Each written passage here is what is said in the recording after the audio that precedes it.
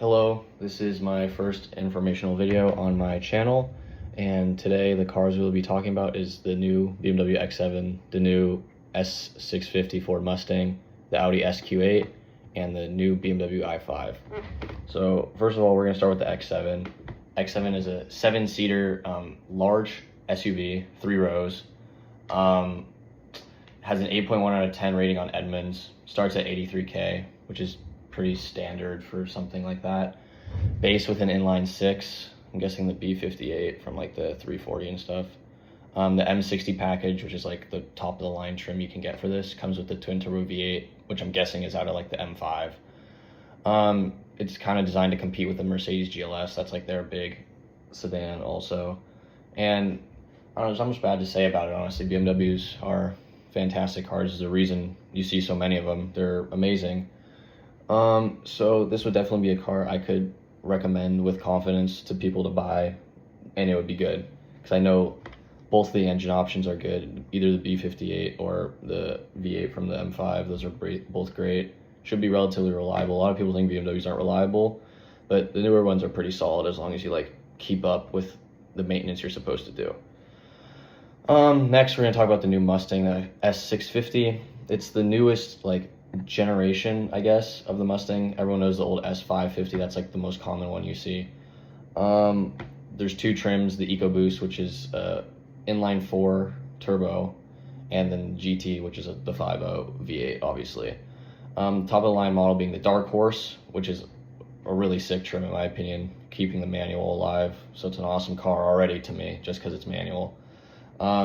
New Mustang is slower than the previous Mustang because they're both the Gen 3 Coyote, which is the Coyote's the V8 and the GT's. Same engine, same power, but the new one weighs more, so obviously it's going to be slower. They're pretty heavy and hard to get. Right now, it's getting better. Like, you'll see a few of them. Not many GTs. You'll mostly see the EcoBoost because those are more mass-produced and sold more.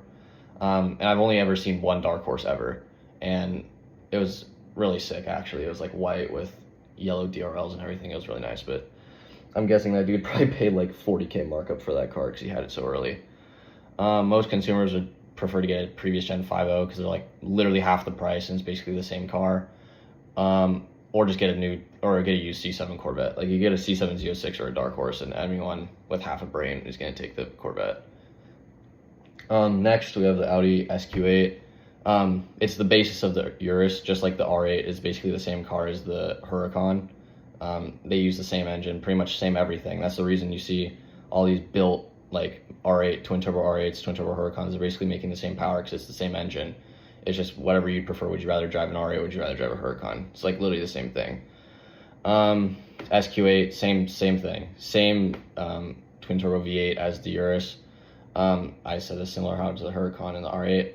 The price SQ8 is almost unmatched. The only real competitors would be like the X5M Comp and the GLE 63S, and potentially a Trackhawk if you're into that, but Trackhawk's kind of its own thing. It's not really meant to be like a luxury SUV, it's just meant to be fast. The car is not really changing much with the new year, but it's still obviously an awesome car. If I were to go out and buy a high trim SUV right now, it would probably be the SQ8. I could never justify buying a Urus because it's literally the same thing as the SQ8 for double the price. All you're paying for is saying you're driving a Lamborghini. And it's obviously a great option. I'd highly recommend. And now we have to talk about a BMW I don't really like. The new i5. So in terms of practicality and quality, it's obviously going to be awesome because it's electric, it's convenient, it's a BMW, it's going to drive nice. But it's designed to directly compete with the Mercedes EQS, like the weird like dome-looking sedan thing. I don't really know. Interior is amazing, but the exterior is awful, in my opinion. Probably one of the ugliest BMWs they've ever made. I don't know how this is rolling off the same floor as like the M3 and M5. It's actually mind-blowing that they can make a car look this bad. I have no clue why BMW, they always do this with their electric cars. They always make them look so bad for no reason. Like there's the i4 actually doesn't look terrible. I don't mind the i4, but the i5 is horrible. Whatever that old like box, like little tiny box one was, I don't know if it's called like it might be the i3.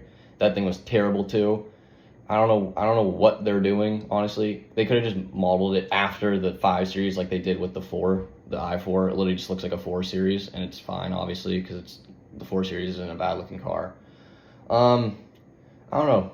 Obviously, there's not much known about them because they're still pretty new, and they're pretty hard to get. I'm guessing they're, like, literally amazing when you're driving them, but looking at them, I'd probably rather look at a trash can, like, legitimately. Okay, that's the last car for this week's episode. Thank you all for watching. I hope you learned something or thought it was funny or anything. Thank you.